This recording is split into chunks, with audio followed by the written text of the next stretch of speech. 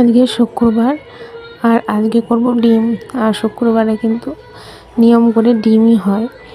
তো ডিম আমার ভীষণ পছন্দের, মাছ তো একদম অতটা ভালো লাগে না, আর মাংস তো সবারই পছন্দ, তার জন্য নয়, কিন্তু ডিমটা আমার খুবই ভালো লাগে।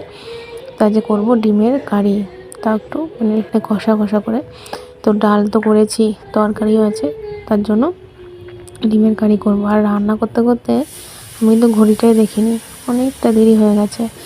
মানে খাবো তো 2টোর সময়, কিন্তু ঘড়িতে বাজছে 2:15। তাহলে এবার তাড়াতাড়ি করে করতে হবে, কারণ শাশুড়ি মা খেতে আসবে। তাহলে চলো তাড়াতাড়ি করে ডিমের কারিটা বানিয়ে নিই। তো ডিমটা তো সেদ্ধ করেই নিয়েছি, আর ভেজে নেবো, আর খুব হালকা করেই ভাজবো। কড়া করে আজকে আর ভাজবো না। হ্যাঁ, তা আজকে মনে হলো যে আজকে একটু হালকাই ভাজা করি, তাই হালকাই ভাজা করলাম।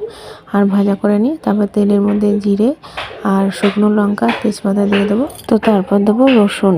তো বাড়িতে রসুনটা সবাই একটু কম পছন্দ করে, তো তার জন্য আমি এটা করি, তেলের মধ্যে রসুনটাকে খুব সুন্দর করে ভেজে নেবো।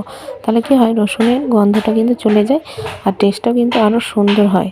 আর তারপর পেঁয়াজ বাটাটা দিয়ে তারপর পেঁয়াজ কুচিটা দিয়ে দেবো। তো একটু ঘুরিয়ে করেছি আর কি, কিন্তু খেতে কিন্তু খুব সুন্দর হবে। আর তারপরে আদাটা দিয়ে খুব সুন্দর করে ভেজে নিয়ে তারপরে টমেটো, আর ওইদিকে যে পেস্টটা বানিয়ে রেখেছিলাম, সবসময় আমি ভিজিয়ে রাখি, তো সেটা দিয়ে নেবো। খুবই তাড়াতাড়ি করছি আর শেষে টাইম নেই, তো একদম শেষ মুহূর্তে।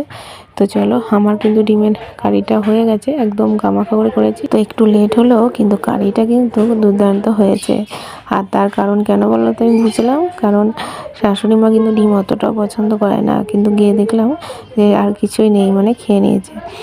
তো শুধু আমার নয়, শাশুড়ি মায়েরও খুব ভালো লেগেছে। তো চলো, ভিডিওটা শেষ পর্যন্ত দেখার জন্য তোমাদেরকে অনেক ধন্যবাদ। সবাই খুব ভালো থাকবে।